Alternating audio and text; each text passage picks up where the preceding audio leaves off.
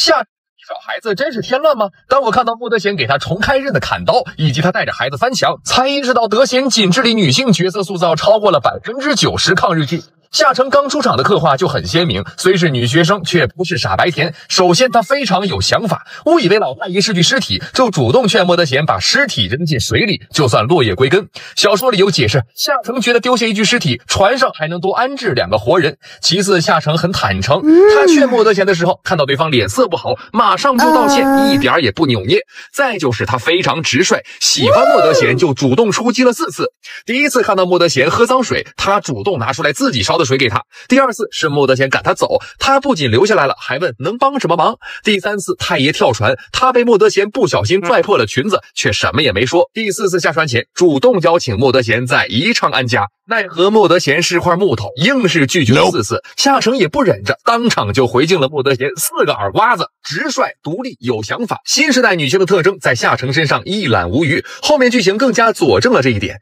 日前到了昌沦县，夏承抱起孩子就跑，逃亡中也不哭不闹，不拖泥带水，跟莫德贤分工明确，一个照顾老的，一个照顾小的，完全是父女能顶半边天的真实写照。途中孩子发烧了，他也当机立断要莫德贤做决定，如果不是他，可能等闲就不知耳聋，可能会丧命。搁指针安家后，他虽然心里难受，却半点没有哭哭啼啼，甚至从莫德贤给他重新锻造的刀里察觉到莫德贤的心事，主动劝他一家人要好好活着。日本兵来了，莫德贤回家让他躲地窖，他疑惑不解地追问了几句，莫德贤一句今天吃冷食，他就马上理解了对方的意思，也没有丝毫迟疑，还给莫德贤吃了一颗定心丸，我们都不是事儿，意思就是不管莫德贤干什么，他都会照顾好家，让他没有后顾之忧。这也解释了为什么他一直没躲地窖，因为不是太爷跑了，就是儿子跑了。夏承想着要给他们都找回来，特别是找儿子那段，夏承表现得特别机敏，先是安顿好太爷，然后出门找儿子。为了躲开日军，他全程猫着腰，四处观察前行，关键时刻2次保下儿子和自己的命。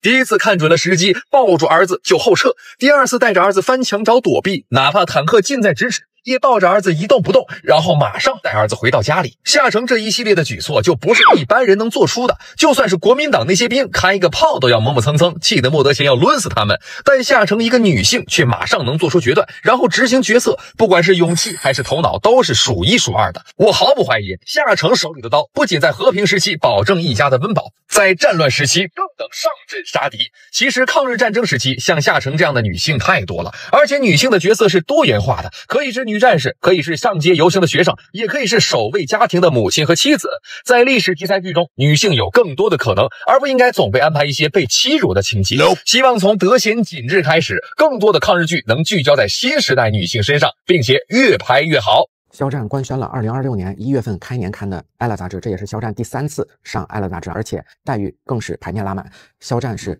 单人单月封面，大家都知道《艾乐》杂志现在一期有的时候是有很多明星的，但是肖战直接单人包圆了1月份的5大刊《艾乐》，非常的牛。主播给大家看一下，这个是22年1月的开年刊，现在已经买不到了，给大家看一下，这个肯定是很多老粉丝小飞侠手里会有收藏的。我们看24年金9月份的肖战，现在上5大刊一定要是重要月份才可以，平时的月份咱们是不上的，全部都是5大刊的重要月份。是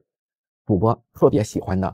男刊之首 GQ 杂志，这个杂志是主播这2年肖战杂志的一个最爱啊，我觉得他从页数和拍摄都是非常顶级的，这个也是纯收藏。对，还有今年的肖战5年之约2登人物杂志，看采访的一定要拍这一本。对，采访的话还得是人物杂志，是最顶级的。我们最新的消息还有一个12月23日的环球时报，是肖战的新电影《德贤紧致》，咱们有一个整版整页的一个对话肖战的一个采访。德贤是向往和平，紧致是困境韧劲儿，这个是一问一答的这种采访肖战的。然后我们艾乐的新刊，咱们到时候没拍到的宝子也可以给主播点关注，不见不散。这个报纸主播这儿也是有现货的，是最新的报纸，23号的报纸，这个是限量发售的。最后主播再温馨提示一下，像肖战艾乐这种5大刊杂志，咱们官方限量是1个小时，但是其实这个杂志的覆盖范围非常广，在咱们大城市的报刊亭还有咱们的便利店都是有线下的售卖的，而且这次也是裸刊没有周边的，所以宝子们如果这次官方限量的1个小时没有买到，咱们还是可以去线下或者主播这里查缺补漏的，咱们可以放心拍。这个杂志正版的都是这种双封面，整本也是很厚的，这个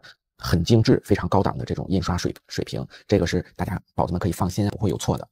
喜欢肖战的给主播点赞关注收藏，咱们肖战的新刊是本本不落的，全部给大家安排上。这一次，屏幕上终于都是铺天盖地的好评。看到大家都在夸德贤景致好看，只想说一句：肖战，你真的做到了！明明19年爆火后就该收获的掌声，却在2025年才姗姗来迟。这一年，你用电视剧《藏海传》打破偏见，用电影《德贤景致》赢得口碑，获得了属于自己的人生角色。6年来，一步步走到今天，终于不再被流量明星的标签所束缚，却也能真正的说一句苦尽甘来。16年参加《燃烧》出道，本以为是踏入娱乐圈的起点，可是公司的不作为却让这条路走得异常艰难。当背景板，自己跑组面试，1年又1年的奔波，终于在19年迎来了自己第一个人生角色。陈情令的爆火让肖战一跃成为顶流，商业价值飙升，数不清的代言，拿到手软的剧本，是所有人对他的期许。可20年随之而来铺天盖地的恶意，又让他的事业跌入谷底。那个时候，认识的不认识的都要来踩他一脚。尽管后面事业有所回春，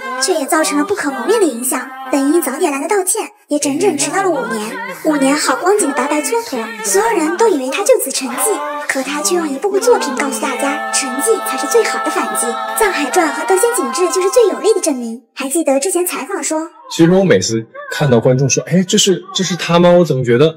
不是我印象当中的那个他，我会很开心。我觉得对啊，那就对了，你记住我的角色就好了。肖战，你真的做到了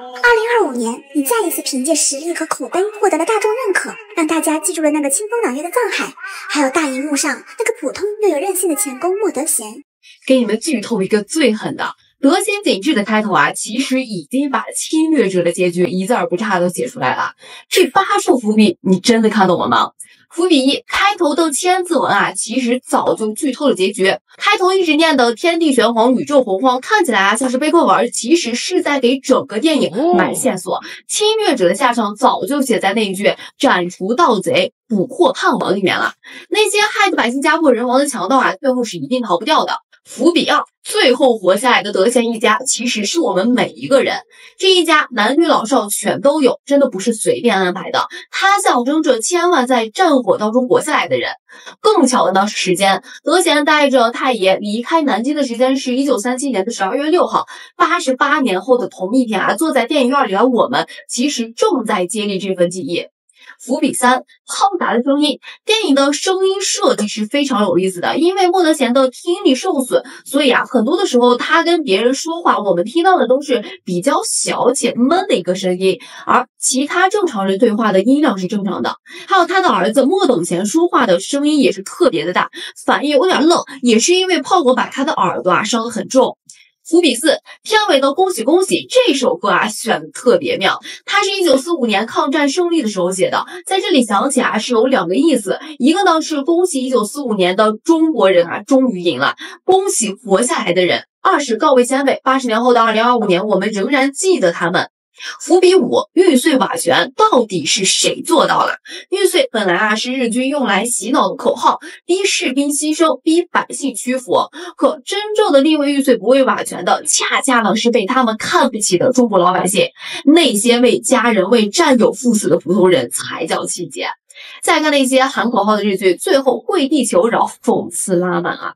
伏笔6，那一拳啊是活下去的道理。日本人逼德贤鞠躬，他不但不鞠躬，反而一拳打了过去，这其实就是打给一拳开，免得百拳来。在那个世道啊，低头换不来生存，只有义气，只有敢反抗才可能会活。这一拳打的是侵略者的脸，更是中国人不怕死还能活的骨气。伏笔7，房梁没塌，牌位永在。德贤家的房子被炸平了，可房梁还直直的在那儿立着呢。留在南京的18位亲人的牌位，一直静静的看着活下来的这家人。挺立的房梁就像是我们中国人的脊梁，房子可以没，但武器不能玩。那些牌位啊，就是历史的眼睛，它告诉我们，牺牲没有被忘记，记忆要永远的传下去。伏笔8，莫等闲和强国的路。电影里的武器也是在悄悄的说话，从进口的苏罗通炮到德贤自己做的炸药旗杆，能看到我们中国人从依赖别人到自己动手的一个转变。更有意思的是啊，演小莫等闲的演员就是之前演中国第一代坦克设计师的那位，这就像是一种跨作品的传承，暗示着强国之路是一代接一代的接力跑。这个电影很神奇的一点啊，就是它可以门槛很低，故事完整易懂，小孩都能看得懂；它也可以门槛很高，里面的台词啊，如果你看懂了这些隐喻，就觉得后劲儿特别的大。咱下期聊聊谁呢？